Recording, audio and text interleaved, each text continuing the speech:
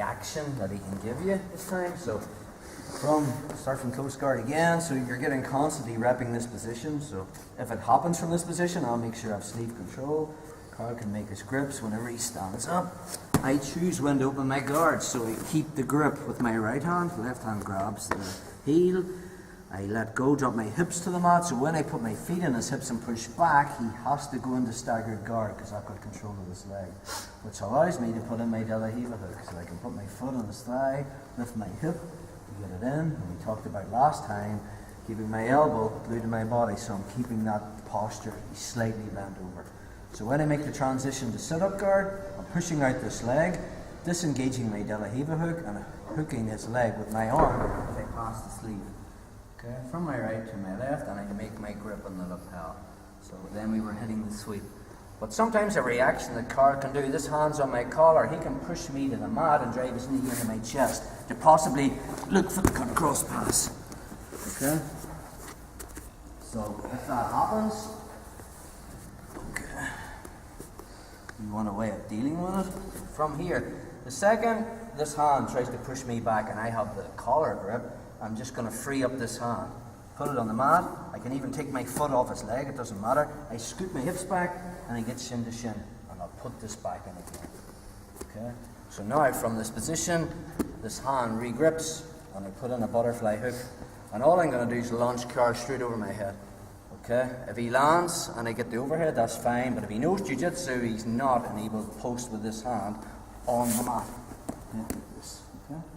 So he's posted quite close to my head and I can't get my foot in. I'm always looking to get back to that ball and chain sweep we talked about, but I haven't got the profile to get it.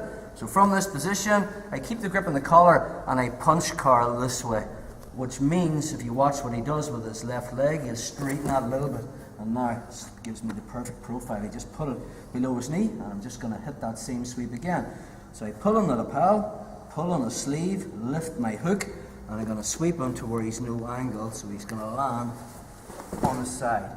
Now, when we hit the ball and chain, I was coming up into the side smash, but because of this angle, I get shin to shin, I'm on my knee, I have the lapel, and I'm going to put my head and his shoulder. We'll end the technique there, and then we'll show you the pass on the next move, because there's a few details in it. Okay, so let's look at that again. So this is just a shin to shin variation of that ball and chain sweep. So I have my grips. Carl makes his grips, stands up. Okay. I choose when to open my guard. I don't wait until he forces my guard open. So I keep the sleeve grip, grab the heel, drop my hips, push back. I know now he's in staggered stance. I put my De La Riva hook in, keep this close to my body, so he's slightly bent over. Transition to sit-up guard. Push the leg, disengage my De La Riva hook and switch grips. Looking for that ball and chain, but anytime he's pushing me down, I feel this knee, I disengage my hand, I can scoot my hips back, and I get shin to shin again. Okay, which stops him pushing me back. From there, I re-grip, switch this foot from being on the sole of my foot on his leg to a butterfly hook, and I'm going to pull him over my head. Okay, 9 times out of 10, he's going to post with that hand, and when he does, okay, I want to then change the angle. Because this leg here, I haven't got the profile to get my foot, the sole of it there, but I can get that by punching him that way. To keep his base, he'll straighten his leg. And when he does, my foot's there, and I just hit the ball and chain, only with this shin to shin variation. So I pull on the collar, pull on the sleeve, extend my De La Riva hook, but when I come up, I'm still shin to shin, okay? So I keep this grip, I still have the sleeve grip, I still have a lot of work to do here. You come up against someone good with guard retention, they're going to be getting their guard back. So the detail is, I put my head here and I'm driving forward. Okay, so we'll end the technique there. One more time. I have my grips.